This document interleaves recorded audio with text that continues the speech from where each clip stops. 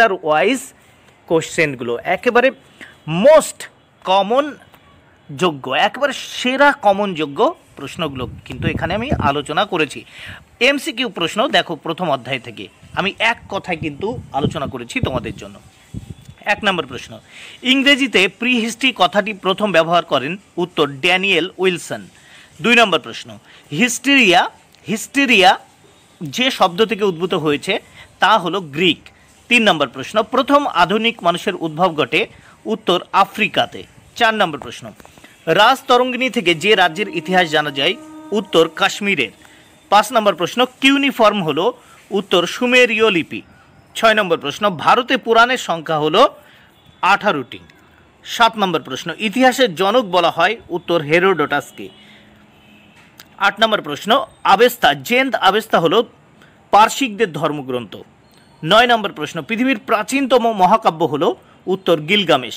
10 নম্বর প্রশ্ন, আমির খসরু রচিত গ্রন্থটির নাম হলো কিরান উস সাদাইন। 11 নম্বর প্রশ্ন, ভারতে ঐতিহাসিক যুগের সূচনা হয় কোন সময় থেকে? উত্তর খ্রিস্টপূর্ব 4th শতক। 12 নম্বর প্রশ্ন, রেডিও কার্বন ডেটিং পদ্ধতি আবিষ্কার করেন? উত্তর উইলার্ড ফ্রাঙ্কলিবি। 13 নম্বর প্রশ্ন, সবচেয়ে পুরনো জীবাশ্মটি আবিষ্কৃত হয়েছে? উত্তর আফ্রিকায়। 14 নম্বর প্রশ্ন, কুমোরের চাকা আবিষ্কৃত হয়? উত্তর নব্য প্রস্তর যুগে। 15 নম্বর প্রশ্ন, অশোকের শিলালিপি পাঠোদ্ধার করেন? উত্তর জেমস প্রিন্সেপ। 16 নম্বর প্রশ্ন, আলতামিরা গুহা অবস্থিত? উত্তর স্পেনে। 17 নম্বর প্রশ্ন, সোহাগের তাম্রলিপি আবিষ্কৃত হয়েছে? উত্তর ভারতে। এবার প্রথম অধ্যায় থেকে অতি সংক্ষিপ্ত যে প্রশ্নগুলো পড়বে। আধুনিক ইতিহাস তত্ত্বের জনক? উত্তর র্যাঙ্কে। 2 সময়কালের ধারণা ছাড়া ইতিহাসের ধারণা অর্থহীন, কে বলেন? উত্তর স্টুয়ার্ট পিগট। 3 নম্বর প্রশ্ন, হোয়াট ইজ হিস্ট্রি কে রচনা করেন? উত্তর ঐতিহাসিক A.H. কার। 4 নম্বর প্রশ্ন, নব্য পুরাতত্ত্ব বলতে কি বোঝো? উত্তর যে পুরাতত্ত্ব চর্চায় একাধিক প্রত্নতাত্ত্বিক উপাদান নিয়ে সেগুলি বিশেষজ্ঞ দ্বারা ব্যাখ্যা বিশ্লেষণ ও গুরুত্ব নিরূপণ করা হয় তাকে নব্য পুরাতত্ত্ব বলে। 5 নম্বর প্রশ্ন, দুটি বৌদ্ধ সাহিত্যের নাম লেখো? উত্তর বুদ্ধচরিত এবং ললিত বিস্তার।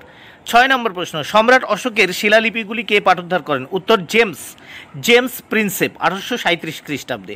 7 নম্বর প্রশ্ন, হীরকসূক্ত গ্রন্থে চীনের তাং শাসনকালে কোন ধর্মের বিবরণ দেওয়া হয়? উত্তর বৌদ্ধ ধর্ম। 8 নম্বর প্রশ্ন, প্রত্নতাত্ত্বিক নিদর্শন আবিষ্কারের ক্ষেত্রে কয়টি ও কি কি পদ্ধতি অনুসরণ করা হয়? 3টি, সমীক্ষা, উৎখনন ও বিশ্লেষণ। 9 নম্বর প্রশ্ন, ইতিহাস রচনার মূল ভিত্তি কোন উপাদান ভিত্তিক? উত্তর লিখিত উপাদান ভিত্তিক। 10 নম্বর প্রশ্ন, পলিওগ্রাফি কি? উত্তর লিপির বিষয়বস্তু অধ্যয়নকে পলিওগ্রাফি বলে। 11 নম্বর প্রশ্ন, এপিওগ্রাফি কি?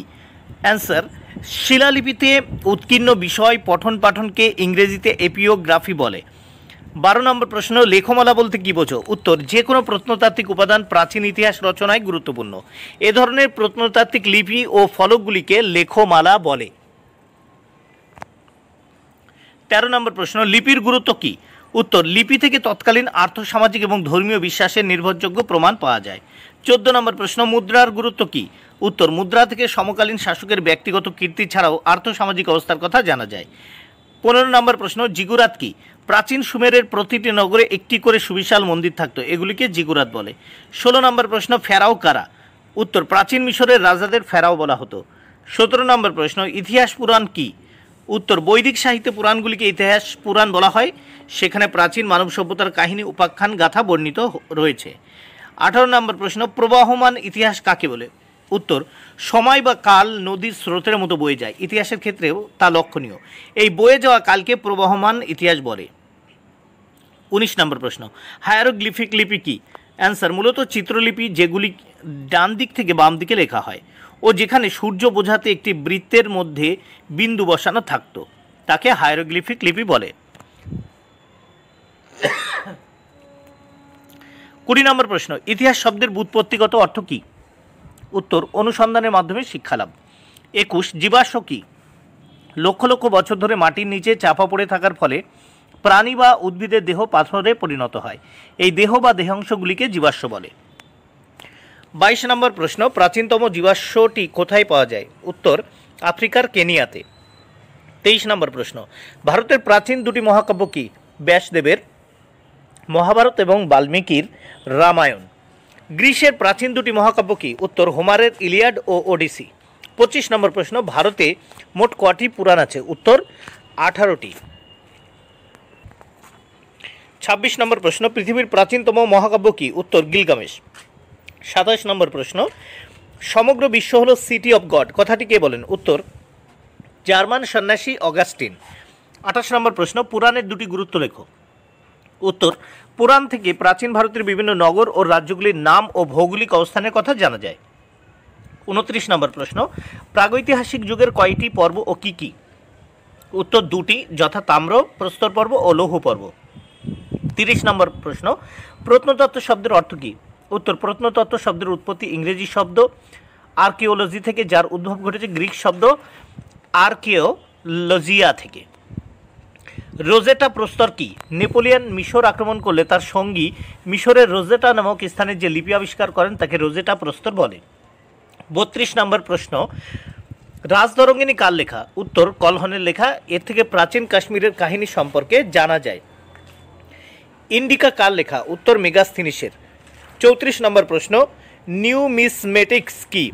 উত্তর মুদ্রার পঠন পাঠন বিদ্যাকে বলে নিউমিসমেটিক্স। এর দ্বারা বিভিন্ন ধরনের মুদ্রার পরিচয় জানা যায়। 35 নম্বর প্রশ্ন, হামুরাবির আইন সংহিতা কি?